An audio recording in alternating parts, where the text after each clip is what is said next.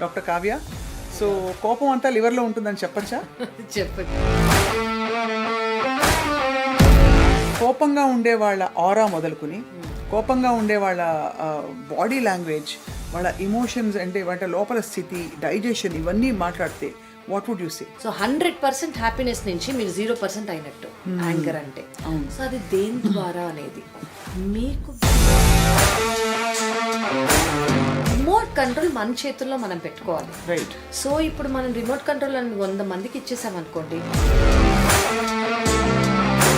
ఒక విధమైన చూస్తే మీరు కోపం అనేది ఒక ఎమోషనల్ డిస్రెగ్యులేషన్. కోపం వచ్చిన వాళ్ళకి అది చాలా పెద్ద poisonous emotion in the body అని డాక్టర్లు మీలాంటి వాళ్ళు చాలా మంది చెప్తారు. వాట్ హ్యాపెన్స్ పాథలాజికలీ, ఏం జరుగుతుంది? ఫస్ట్ బ్రెయిన్లో వాళ్ళ ఎమోషన్స్ అనేవి చేంజ్ అయిపోతాయి. ఇరిటబిలిటీ వల్ల, యాంగర్ వల్ల.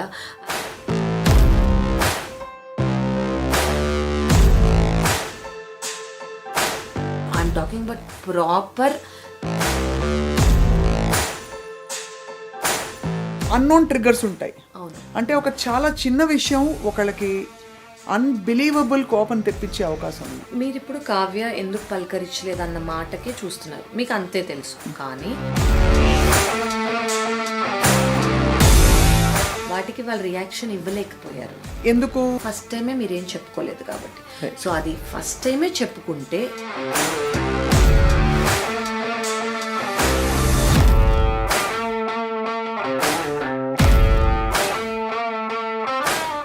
Hello and welcome to a brand new episode of our favourite series సీక్రెట్తో స్నేహం.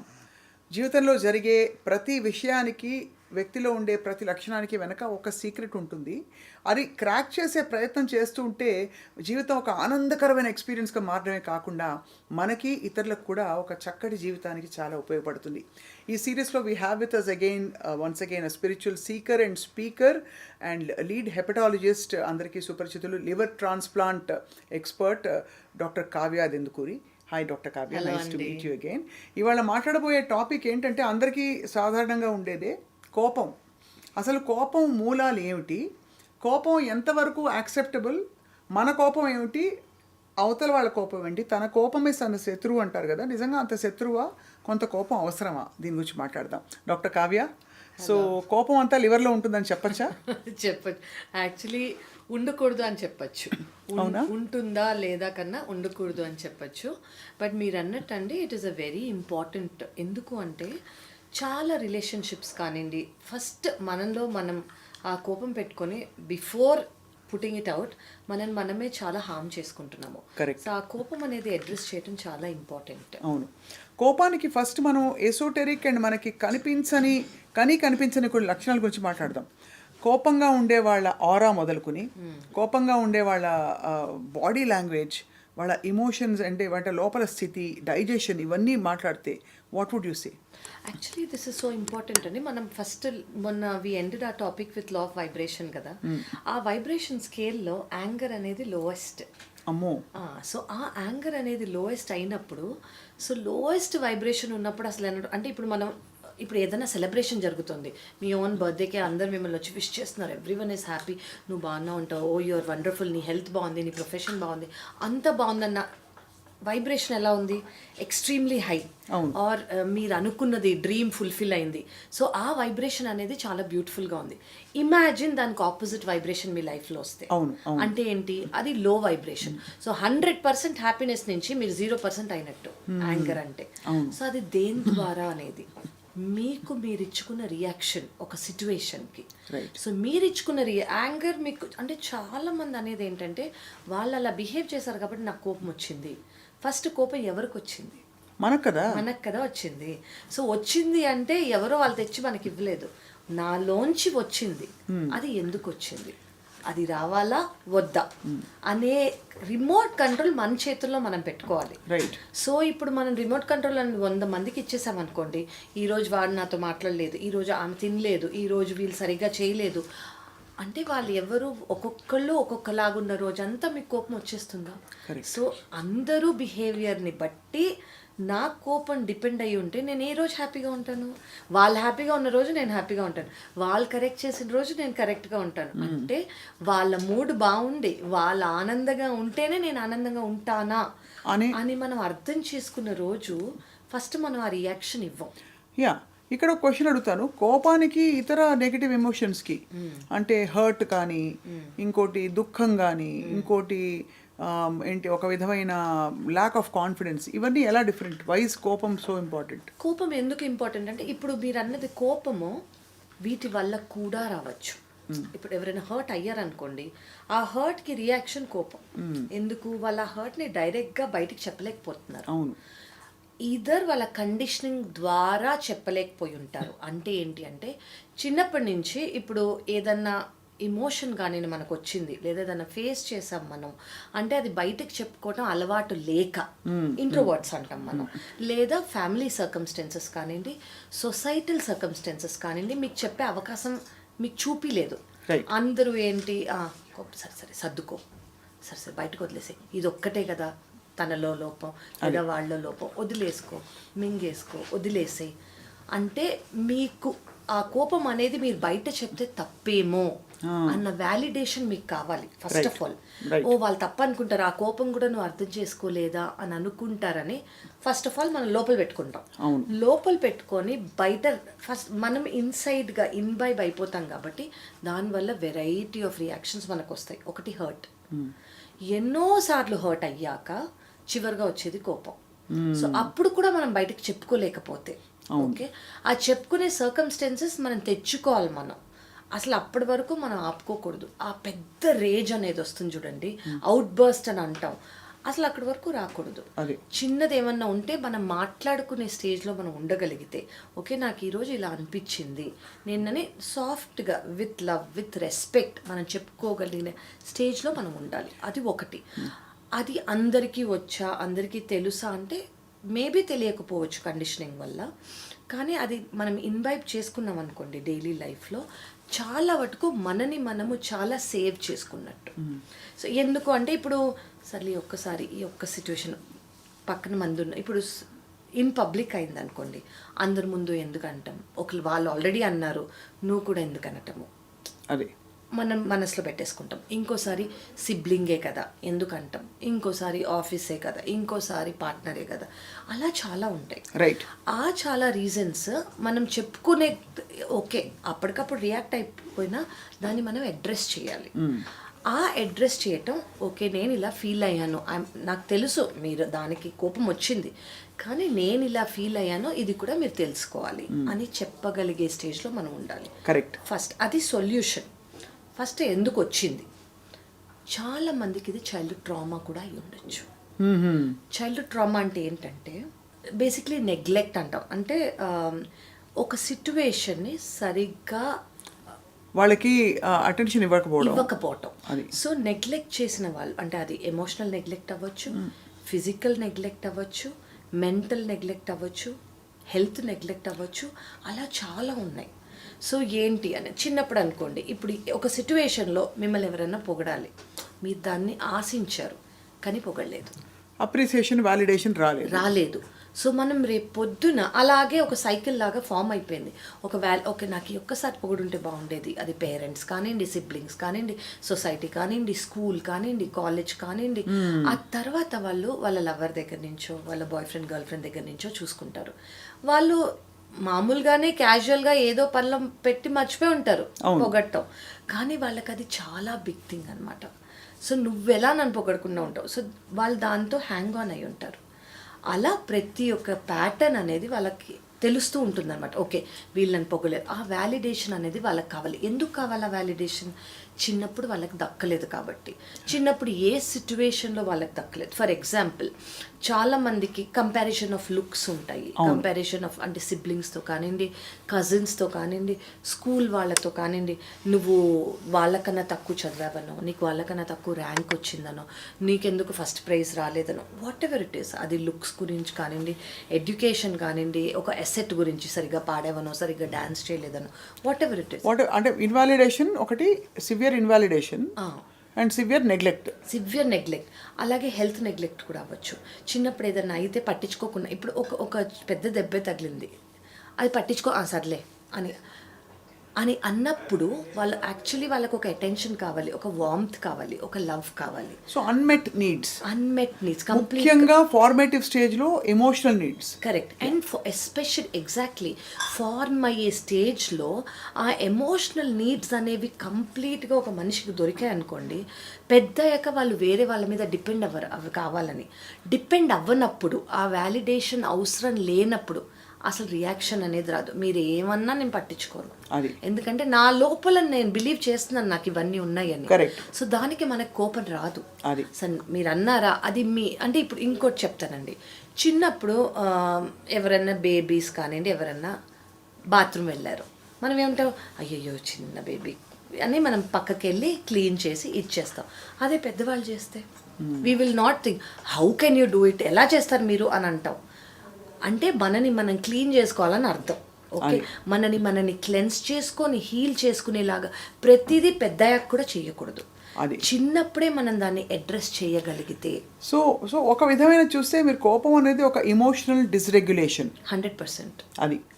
అండ్ మామూలుగా కొంతమంది అంటే కొన్ని క్లస్టర్ బి పర్సనాలిటీ టైప్స్ అని ఏవైతే చెప్తారో అలా ఫామ్ అయిపోయిన వాళ్ళు ఇప్పుడు సైకాలజీ పరిధిలో బహుశా వాళ్ళకి ముద్రలు వేస్తారు, వీళ్ళు narcissist. But actually if you see వాటి మూలం ఏమిటి, చిన్నప్పుడు ఏదో వాళ్ళకి జరగని ట్రామా కానివ్వండి, నెగ్లెక్ట్ కానివ్వండి, వ్యాలిడేషన్ లేకపోవటం కానివ్వండి, దక్కది ప్రేమ కానివ్వండి, ఏదో ఒకటి సంథింగ్ వాళ్ళకి చాలా కావాలి అని వాళ్ళకి అసలు ఎలా తెలుసు, ఎవరికో దొరుకుంటుంది.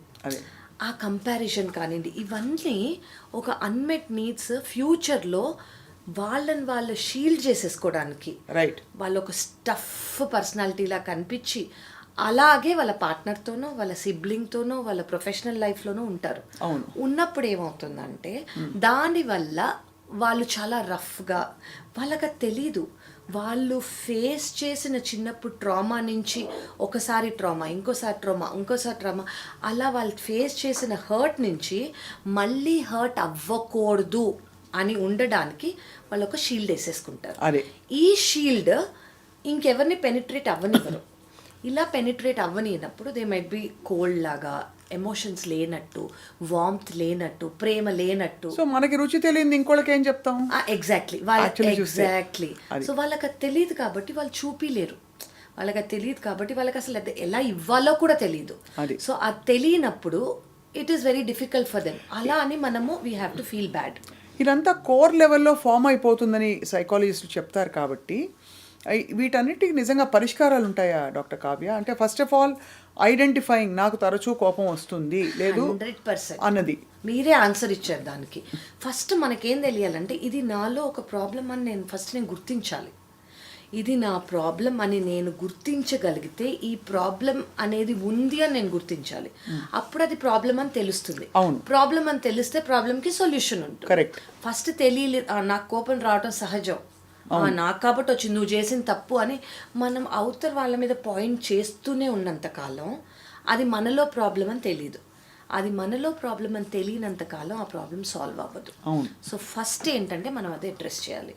నాలో ఈ ప్రాబ్లం ఉంది, నాలో కోపం అనేది అంటే ఎప్పుడు తెలుస్తుంది? అందరూ చెప్పినప్పుడు.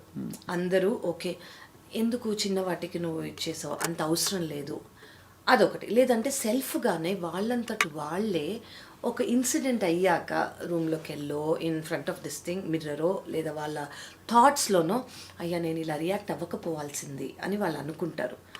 అలా వాళ్ళు అనుకున్న రోజు వాళ్ళు యాక్చువల్లీ దాన్ని అడ్రస్ చేస్తే వాళ్ళకి చాలా హెల్ప్ఫుల్. ఎలా అడ్రస్ చేయాలి? ఫస్ట్ వాళ్ళకి మేబీ అర్థం కాదేమో, నాలో కంపాషన్ లేదు, నాకు ఇది దొరకలేదు అని వాళ్ళు ప్రాబబ్లీ ఇవాల్యుయేట్ చేసుకునే స్టేజ్లో వాళ్ళు ఉండరు. సో వాళ్ళకి ఏం కావాలో వాళ్ళకి అది ఇచ్చుకోవాలి. Just go, simple trick. ఒక మిర్రర్ దగ్గరికి వెళ్ళి, oh you did a good job today, oh you looking good today, నిన్న నువ్వు చేసిన టాస్క్ చాలా డిఫికల్ట్గా నువ్వు చేసుకున్నావు. కానీ they don't give themselves enough importance for their validation to have a sanctity there కదా. ఎగ్జాక్ట్లీ. వాళ్ళకి అసలు అది తెలీదు. తెలియడం కోసం దే నీడ్ సర్టెన్ పీపుల్. అంటే కొంతమంది చెప్పాలి, నువ్వు ఎందుకు ఇలా చేస్తున్నావు, చిన్నది కదా అని. వాళ్ళు అది యాక్సెప్ట్ చేయరు ఫస్ట్. యాక్సెప్ట్ చేసినా వాళ్ళకి బిలీవ్ చేయరు. ఇది వాళ్ళకు వచ్చిన కోపం వ్యాలిడ్ అని అనుకుంటారు. అవును. వాళ్ళకి అసలు అది ఇన్వాలిడ్ అని తెలీదు. సో ఫోర్త్ థింగ్ ఏంటంటే వాళ్ళకంటూ అంటే మనం దీన్ని depends on a kind of relationship, ఎంత ఎక్స్టెంట్ ఆఫ్ రేజ్. అది రిలేషన్షిప్ చాలా క్లోజ్, ఎక్స్ప్లెయిన్ చెయ్యాలి అనుకుంటే ఖచ్చితంగా ఎక్స్ప్లెయిన్ చెయ్యాలి. ఆ రేజ్ అనేది టాలరబుల్. అంటే అది వెంజన్స్లోకి కానివ్వండి, మరీ ఇప్పుడు చాలామంది కోపం వల్ల కక్ష సాధింపులో వెళ్ళకపోతే చాలు. కక్ష కానివ్వండి, చాలామంది మర్డర్స్ చేయటము, యాసిడ్ చేయటం ఎక్సెట్రా. చాలా ఆ కోపం గురించి ఐఎమ్ నాట్ టాకింగ్. దానికి ఖచ్చితంగా హెల్ప్ కావాలి, అది ఎక్స్టర్నల్ హెల్ప్ కావాలి, ఏజెన్సీస్ కావాలి, చట్ట వ్యవస్థలు కావాలి. ఎగ్జాక్ట్లీ. బట్ మనం మాట్లాడేది కొంచెం పరిధిలో అర్థమయ్యే కోపం. రెగ్యులర్గా ఉండేది అది అసలు అవసరమా కాదా? చాలా మందికి ఇంకోటి ఏంటంటే ఫ్యామిలీస్లో చూస్తారు, ఒక ఫాదర్కో, ఒక మదర్కో, ఒక గ్రాండ్ ఫాదర్కో, ఒక గ్రాండ్ మదర్కో కోపం అనేది రెగ్యులర్గా ఊరికే వచ్చే కోపం అనేది చూస్తారు. అండ్ పక్క వాళ్ళు సైలెంట్గా ఉండడం కూడా చూస్తారు. సో అది వాళ్ళు ఇన్వైబ్ చేసుకొని అదే వాళ్ళు అవుతారు కూడా. రైట్. అది అయిపోయి అది నార్మల్ అనుకుంటారు. ఎందుకు? వాళ్ళు అక్కడ కామ్గా ఉన్నారు కాబట్టి. ఇప్పుడున్న వాళ్ళు కామ్గా లేకపోతే వీళ్ళు తప్పు అని అనుకుంటారు. బట్ యాక్చువల్లీ వాళ్ళు చేసింది అప్పటికప్పుడే చెప్పాల్సింది. ఊరికే ఇంత కోపం అవసరం లేదు, మనం డిస్కస్ చేసుంటే బాగుండేది. సో ఇది ఫ్యామిలీస్లో కూడా ఉంటుంది. కరెక్ట్. సో ఫాదరో మదరో ఎవరైతే ఒక ఫ్యామిలీలో ఉంటారో, గ్రాండ్ పేరెంట్సో, సిబ్లింగో, అంకుల్సో, ఆంటీసో ఎవరైనా, సో ఇది ఫ్యామిలీలో కూడా స్ప్రెడ్ అవుతుంది. కాబట్టి at family level, at child level చిన్నప్పుడే మనం అది అడ్రస్ చేసుకుంటే ఇది పెద్ద అయ్యాక ఒక పెద్ద బ్లేమ్ గేమ్గా కానివ్వండి, ఒక నా లైఫ్లో ఇది ఎందుకు అయింది అన్న పెద్ద ఇదిలాగా అవ్వదు. Right. So that is very important. So కోపం వచ్చిన వాళ్ళకి అది చాలా పెద్ద poisonous emotion in the body అని డాక్టర్లు మీలాంటి వాళ్ళు చాలామంది చెప్తారు. వాట్ హ్యాపెన్స్ ప్యాథలాజికలీ, ఏం జరుగుతుంది కోపం వచ్చిన వాళ్ళకి? బీపీ మొదలుకొని కోపం రాగానే ఫస్ట్ మన బాడీలో అంటే అసిడిక్ బాడీ అని అంటాం కదా. Let me talk about gut and emotions are directly related. So కోపం వచ్చినప్పుడు వాళ్ళకి ఏమవుతుందంటే ఫస్ట్ బ్రెయిన్లో వాళ్ళ ఎమోషన్స్ అనేవి చేంజ్ అయిపోతాయి. ఇరిటబిలిటీ వల్ల, యాంగర్ వల్ల, ఆ యాంగర్ బయటకు వచ్చి వాళ్ళకు వచ్చిన గిల్ట్ వల్ల, వీటన్నిటి వల్ల ఏమవుతుందంటే వాళ్ళ బాడీలో అనేది చాలా కెమికల్ చేంజెస్ వచ్చేస్తాయి. దానివల్ల ఫస్ట్ డైజెషన్ ప్రాబ్లమ్స్ రావచ్చు, కాన్స్టిపేషన్ ప్రాబ్లం రావచ్చు, డయేరియల్ ప్రాబ్లం రావచ్చు. అండ్ కొంతమందికి వీటన్నిటి వల్ల చిన్న రీజన్స్ వల్ల వీళ్ళకి అది అర్థం కాదు. డైలీ నేను ప్రొఫెషనల్గా ఇప్పుడు వర్క్ స్పేస్లో ఎవరి మీదన్నా అరిచారు, వర్క్ ప్లేస్లో ఎవరి మీదన్నా కోపం వచ్చింది, కొంతమంది మరీ టూ మచ్గా ఇచ్చేస్తారు. దానివల్ల వాళ్ళకి over a period of time depression, anxiety, stress related problems, heart attacks, BP ఇవన్నీ చాలా common. Right. So I'm not talking about small అంటే చిన్న మూడ్ స్వింగ్స్ గురించి మాట్లాడట్లేదు నేను. I'm talking about proper temperament కన్నా ఎక్కువైన యాంగర్ గురించి. బట్ సప్రెషన్ కూడా వీటన్నిటికీ దారి తీస్తుందంట. 100% లోపలే పెట్టుకోవటం అంటే సప్రెషన్ వీటికి దారి తీస్తుందని మంది మీద చూపించకూడదు. దీన్ని అడ్రస్ ఎలా చేసుకోవాలి? చిన్నగా ఇప్పుడు మీ మదరో, మీ ఫాదరో, నీ బెస్ట్ ఫ్రెండో, నీ స్పౌసో, నీ పార్ట్నరో, గర్ల్ ఫ్రెండ్, బాయ్ ఫ్రెండ్ ఎవరన్నా వీళ్ళ దగ్గర వెళ్ళి నాకు ఇలా అవుతోంది అని ఫస్ట్ చెప్పుకోవటం తెలుసుకోవాలి. అలా చెప్పుకోవటం రాదు, నేను ఆ పర్సనాలిటీ కాదు అని అనుకోవచ్చు చాలామంది, కానీ that is the first step. నాకు ఈ ప్రాబ్లం ఉంది, నేను ఇది అడ్రస్ చేసుకోవాలి. ఎక్కడ ఇది రూట్ కాజ్? నేను ఈ 100 times నేను చెప్పుకోలేదు, ఈ 100 times చెప్పుకోలేదు కాబట్టి నాకు ఫస్ట్ 101 time నాకు కోపం వచ్చేస్తుంది. అండ్ ఇంకోటి ఏంటంటే చాలామంది చాలా టనెల్డ్ ఉంటారు. టనెల్డ్ అంటే ఏంటంటే నాకు తెలుసు నువ్వు ఇలాగే బిహేవ్ చేస్తావు రేపు పొద్దున, అందుకే నాకు ఈరోజు కోపం వచ్చింది అంటే అజంప్షన్ మోడ్లోకి వెళ్ళిపోతారు. ఎందుకంటే దే బిలీవ్ వాళ్ళు అనుకున్నదే, వాళ్ళు థింక్ చేసిందే, వాళ్ళు చూసిందే రైట్ అని అనుకుంటారు. కొంతమంది చాలా స్టబ్బర్న్గా కూడా ఉంటారు. ఇది మామూలుగా చైల్డ్హుడ్ ట్రామాలో కూడా ఒక పార్ట్, ప్లస్ వాళ్ళ కండిషనింగ్, ప్లస్ వాళ్ళ ఈగో సెల్ఫ్ చాలా యాక్ట్ చేస్తుంది. ఎందుకంటే వాళ్ళు చిన్నప్పుడు చాలా నో విన్నారు. రైట్. నో విన్నందుకు మళ్ళీ నో ఎక్కడ వినాల్సి వస్తుంది అని ముందే ఇది ఎస్ నేను చెప్తున్నాను నువ్వు చెయ్యాలి అనే ఒక అగ్రెషన్ వచ్చేస్తుంది. ఎక్కడ వాళ్ళు నో వినాల్సి వస్తుందో అని. ఈ నో వినలేక వాళ్ళు చిన్నప్పటి నుంచి వినుండో, లేకపోతే ఎవరో విని సఫర్ అయినది వాళ్ళు చూసి they cannot take it. So అందుకే ఫ్యూచర్లో నో వినాల్సి వస్తున్న సిచ్యువేషన్స్ వాళ్ళు ఈ రోజే కంట్రోల్లోకి తీసేసుకుంటారు. కంట్రోల్లోకి తీసేసుకొని అది కంట్రోల్ బయటికి వెళ్ళింది అంటే ఆపోజిట్ మనిషి మామూలుగానే నీకేం తెలుసు అది ఫ్యూచర్లో అలా అవుతుందని అని అన్నా కూడా బికాస్ దే హ్యావ్ ఆ ఫియర్ ఉంది కాబట్టి వాళ్ళకి ముందే రియాక్ట్ అయిపోయి నీకు తెలీదు అని చాలా స్టబ్బన్గా చెప్పేస్తారు. Correct. సో ఇంకోటి ఏంటంటే ఈ యాంగర్స్ అనేవి కొంతమందికి ఒక పర్సనాలిటీ ఉంటుంది. ఈ పర్సనాలిటీ అందరి దగ్గర చూపించలేరు, ఒకళ్ళ దగ్గర మాత్రమే చూపించగలరు. ఫర్ ఎగ్జాంపుల్ మీ కోపం మీ మదర్ దగ్గరే చూపి, మీ ఫాదర్ దగ్గరే చూపి, మీ బ్రదర్ సిస్టర్ అలా బెస్ట్ ఫ్రెండ్ అలా ఒక్కళ్ళ దగ్గరే చూపించగలరు, వేరే వాళ్ళ దగ్గర చూపించలేకపోతారు. ఎందుకంటే సేఫ్గా ఫీల్ అయిన చోట చెప్పగలరు, చూపించగలరు. అట్లాంటి వాళ్ళు ఒక విధంగా కొంత ధన్యులే, ఎందుకంటే వాళ్ళు కోపం ఉందని ఐడెంటిఫై చేసుకున్నారు. ప్లస్ ఇంకోటి ఏమవుతుందంటే వేరే చోట చూపించలేక ఆ కోపం అంతా ఇక్కడే వస్తుంది. అసలు అవసరం లేని చోట కొంతమంది అసలు ఎందుకు సడన్గా వీళ్ళు నా మీద ఇచ్చేస్తున్నారు, దెన్ ఓకే వాళ్ళు అక్కడ చూపించలేరు కాబట్టి వాళ్ళు ఇలా ఉన్నారు కాబట్టి నా మీద ఉంటుంది అని వాళ్ళు ఇంత ఎక్స్ప్రెస్ చేసుకొని ఐడెంటిఫై చేసుకోగలగాలి. సో దీనికి ఏంటంటే వీళ్ళు కోపం వచ్చేది వాళ్ళకి, దానివల్ల వాళ్ళ ఇంటర్నల్గా వాళ్ళు హర్ట్ అవుతున్నారు, బయట ఉన్న రిలేషన్షిప్స్ కూడా స్పాయిల్ అయ్యే అవకాశం ఉంది. సో ఫస్ట్ వాళ్ళకి వాళ్ళు హెల్ప్ చేయాల్సింది ఏంటంటే ఓకే నాకు ఇది ప్రాబ్లమాటిక్ అవుతుంది, దీనివల్ల నాలో మూడ్ స్వింగ్స్ వస్తున్నాయి, నాలో ఇరిటబిలిటీ వస్తుంది, నా హార్ట్ రేట్ పెరుగుతోంది, నా బీపీ పెరుగుతుంది. సో ఫంక్షనల్ లెవెల్లో ఒక విధమైన ఇంపైర్మెంట్ వస్తుంది. అవేర్నెస్ అనేది రావాలి, ఆ మైండ్ఫుల్నెస్ అనేది రావాలి. ఈ మైండ్ఫుల్నెస్ ఎప్పుడు కామ్గా ఉన్నప్పుడే వస్తుంది.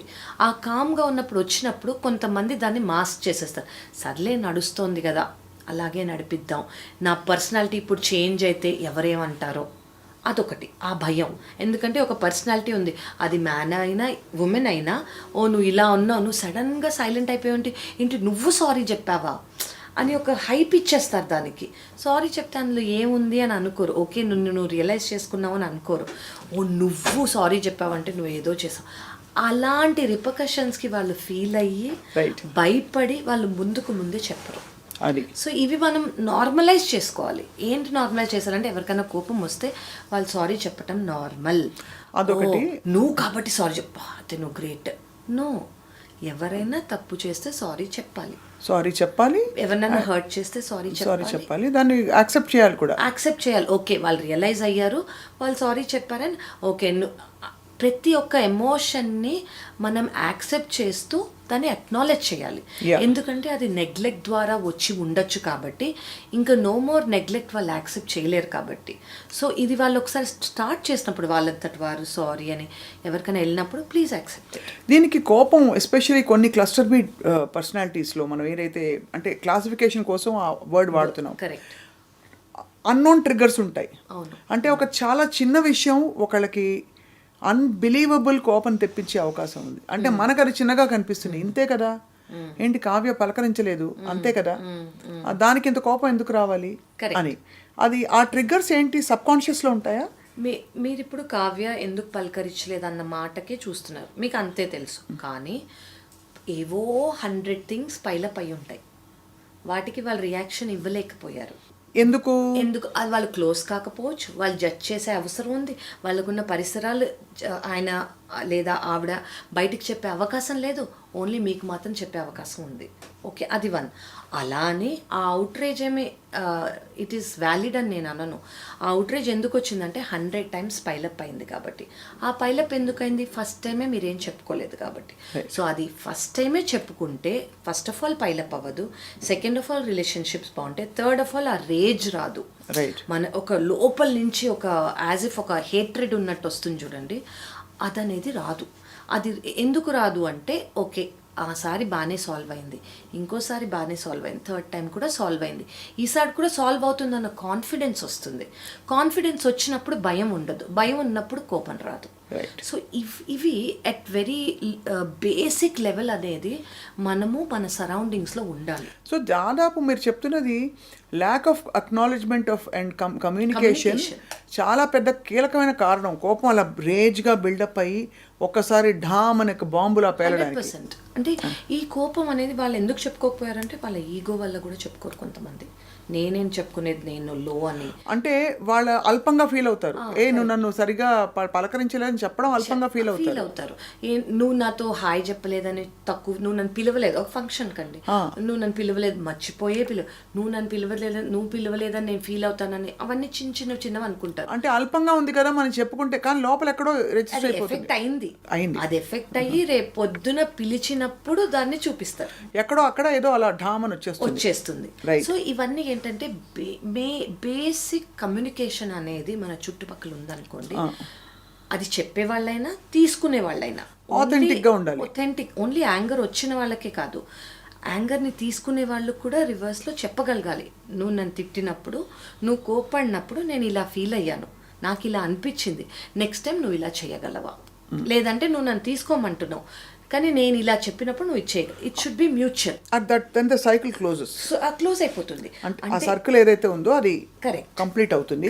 And it becomes a bond of love. Correct. అంటే ఒక అండర్స్టాండింగ్ ఉంటుంది కాబట్టి సేఫ్టీ, సెక్యూరిటీ అనేది వస్తుంది. ఓకే, నేను చెప్తే వాళ్ళకి అర్థమవుతుంది, వాళ్ళు చెప్తే నాకు అర్థమవుతుంది. అంటే ఇట్ బై టేక్, కొంతమందికి ఒక్కసారికి అర్థమవుతుంది, కొంతమందికి 10 సార్లు అర్థమవుతుంది. డిపెండ్స్ ఆన్ మీ రిలేషన్షిప్ ఎంత క్లోజో, మీరు ఎంత ఎఫర్ట్ ఇద్దాం అనుకుంటున్నారో రిలేషన్షిప్కి, ఆ డ్యూరేషన్ అనేది. యూజువలీ పేరెంట్స్ పిల్లలకి లేదు స్పౌజల్, ఇవే కదండి మన బాగా ఎఫెక్ట్ చేసేవి అయితే ఇవే. సో ఫైనలీ ఆ కోపానికి రంగు ఉంటే ఏ రంగు ఉంటుంది కావ్య గారు? మామూలుగా రెడ్ విత్ యాంగర్ అంటారు. You think it's red?